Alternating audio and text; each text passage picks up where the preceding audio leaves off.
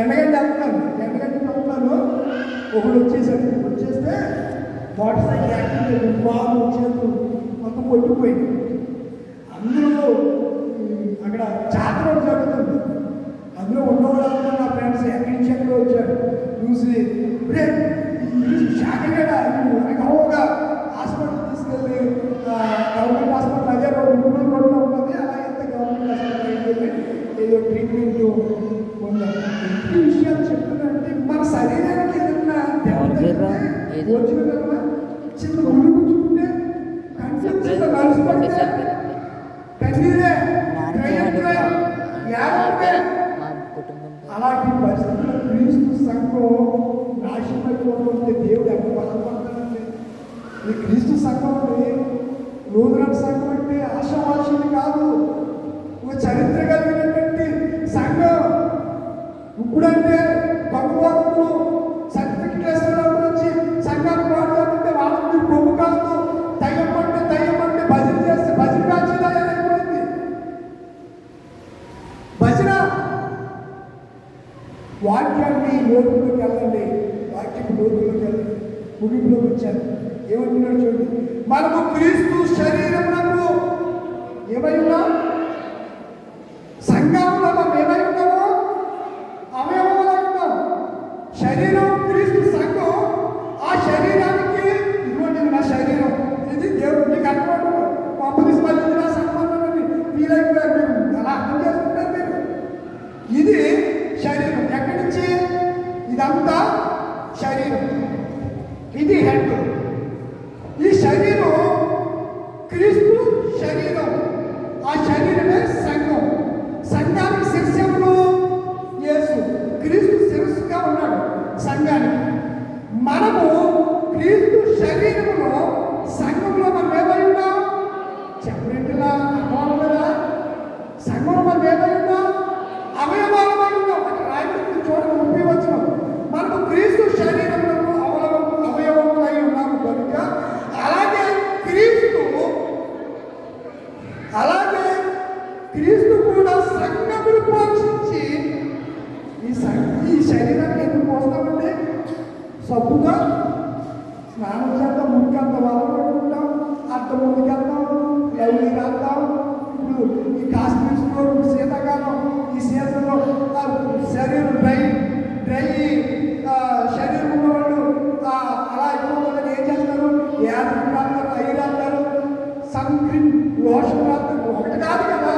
ఈ శరీరాన్ని ఎంత కాపాడుతున్నామో పోషిస్తున్నాము. దేవుడు కూడా సంఘాన్ని పోషిస్తున్నాడు. దేంతో పోషిస్తున్నాడు?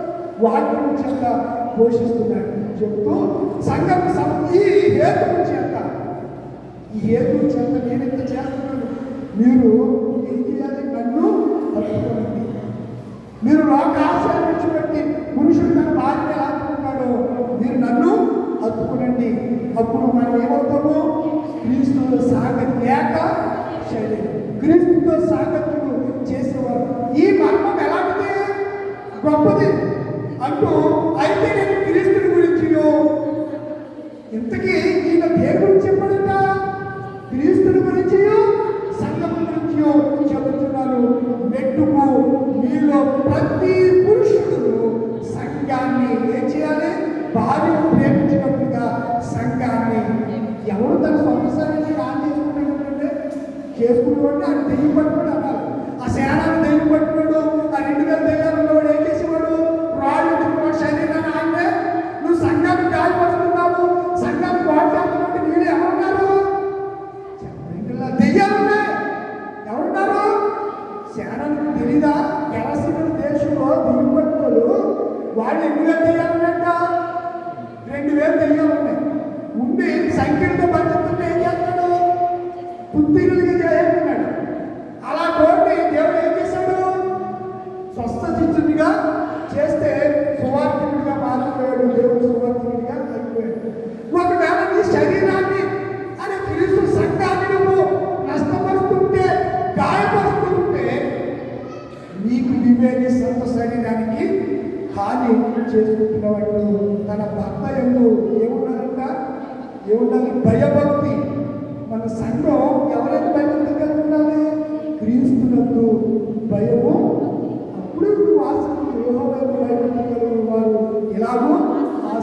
ఆయన గ్రామంలో నడిచేవారు దాన్ని ఈ భోజనం వల్ల చుట్టూ మొక్కలు ఈ భార్య ఫలించు ద్రాక్షలు చిరకాలు నివాసం చేస్తున్నారు. నా ప్రేమ దేవుడు పిల్లలు, సంఘం గురించి మీకు సరైన అవగాహన కలిగి ఉంటేనే తప్ప మీరు పరలోక రాజ్యంలో క్రీస్తు రెండవ రాకడలో మనం ఎక్కబడే గుంపులో ఉన్నాం. అది ఏ సంఘమైనా ఉంది, నూజిన సంఘమైనా, పెద్దకొస్తైనా, హోసైనా, ఏ సంఘమైనా, ఫెలోషిప్ అయినా, ఏదైనా సరే నువ్వే సంఘంలో ఉంటున్నావో ఆ సంఘానికి ఉదయంగా కలిగి ఉండాలి, లోబడి ఉండాలి. అలా ఉండటం ఎవరికి ఇష్టం చెప్పండి? యేసుకు ఇష్టం. జక్కయ్య వేడిచిట్టిగాడు. జక్కయ్య తలచేను యేసవ్వరని చూడమని వేడు చెట్టు నెక్కి. జక్కయ్య తలచేను యేసవ్వరని చూడమని వేడు చెట్టు నెక్కి.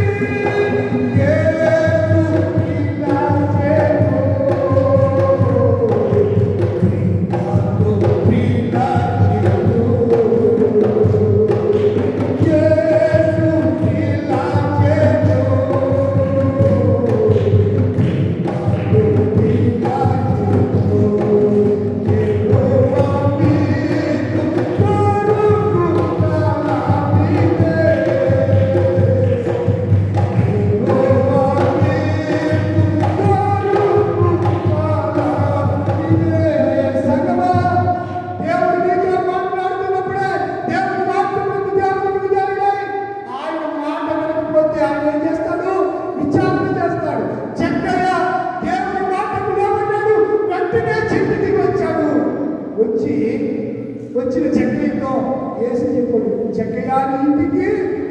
చెక్కయ్య అంటే నిర్మలుడు, పవిత్రుడు అర్థం ఆ మాటకి. అలాంటి చెక్కయ్య ప్లీజ్ సమాధానం ఎట్లా అంటాడు? నేను ఎవరి దగ్గర అన్యాయం ఇదండి నిజమైన మార్మల్స్.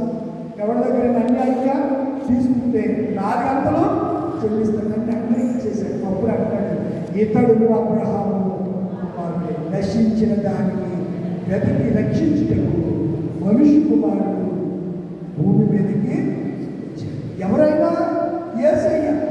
ఎవరు రక్షించడానికి? నిన్ను నన్ను రక్షించడానికి. పాపం స్వరూపం దాని సంఘం మీద ఎవరు హెచ్చించుకోకండి. అలా హెచ్చించుకున్న అహరోను ఏమైపోయాడు తెలుసా? ఫరో కుమారుడు ఏమైపోయాడు తెలుసా? మోషే తమ్ముడు అయిన ప్రవక్త మాట అన్నైన అహరోను. అలా అహరోను అభిషేకించిందే మోషే. మోషే చెప్తానే చెయ్యాలి. ఎవరు? అహరోను. ఏమనలా, అంతేగాని ఇష్టమైన చేయాలి. అలా చేసి అహరోను కొడుకులందరూ చచ్చిపోయారు. వేరొక అగ్ని. ఏ అగ్ని అది? దేవుడు నీకు ఏ అగ్ని అయితే బోధించమన్నాడో ఆ అగ్ని బోధించాలి. ఇష్టపడి నువ్వు అడ్డుపడితే నువ్వు శారీరకంగా చావగానే ఆత్మాయంగా ఏమైపోయావు? చచ్చిపోయావు. గుడిదనం. నువ్వు శారీరకంగా బాగా కనపడవచ్చు, చూడేసుకుని కొత్త వేషం వేసుకుని బాగా కనపడవచ్చు. వేషం ఏముందండి? వెంకటేశ్వర కూడా ఊరికెళ్ళి ఒక వేషం వేస్తాడు, బాడీ వేస్తాడు, గంట వేషం వేస్తాడు. వేషంలో ఏముంది? ఎందులో ఉంది? హృదయ అంతరంగంలో నిజమైనటువంటి వారు మనసును బట్టే దేవుడు నీకు ప్రతిపడి. ఇదనన్నా నేను మీతో చెప్పాలనుకుంటున్న సంగతి ఏమనగా, సంఘము శరీరము, క్రీస్తు శరీరం. క్రీస్తు శరీరమే సంఘం. ఆ సంఘానికి శిరస్సు ప్రభువే కానీ లోకంలో ఏ మానవుడు కాదు. అలా ఉంటే గొప్ప గొప్ప వారు అమెరికా దేశం, జర్మనీ, బ్రిటన్ ఈ దేశాల నుంచి భారతదేశం రావాల్సిన కోట్ల లక్షాధికారులు వాళ్ళు ఇక్కడికి వచ్చి కొన్ని ఆస్తులు, వేల కోట్ల లక్షల కోట్ల ఆస్తులు సంపాదించి నూతన సంఘానికి ఇస్తే పందుకొక్కులాగా చేరి ఇష్టమైనటువంటి స్థలాలు అమ్మేసుకుంటున్నారు. ఇప్పటికి కూడా దేవుడు కొరడ ఆ రోజు మందిరంలోకి వెళ్ళి కొరడ ఎలా రూలించాడో అలాగా కురియన్ జోషిప్ గారు కొరడ రుగులించి ఈరోజు ఏ ఆస్తులైతే అమ్మేసుకున్నారో అన్నీ తిరిగి తీసుకుని వస్తున్నప్పుడు ఓ సంగమ నువ్వు ఒక విశ్వాసిగా నీవు రగల్చబడి క్రీస్తు కొరకు నువ్వు గొప్పగా నిలబడినప్పుడే సంఘములో నీ ఔన్నత్యని బట్టి దేవుడు నిన్ను నీ కుటుంబాన్ని ఆశీర్వదిస్తాడు. అట్టి కృప దేవుడు మీ అందరికీ అనుగ్రహించును గాక. ఆ నిర్దేశం నిలబడతారా? సమస్త జ్ఞానం ఇచ్చిన దేవుడు సమాధానం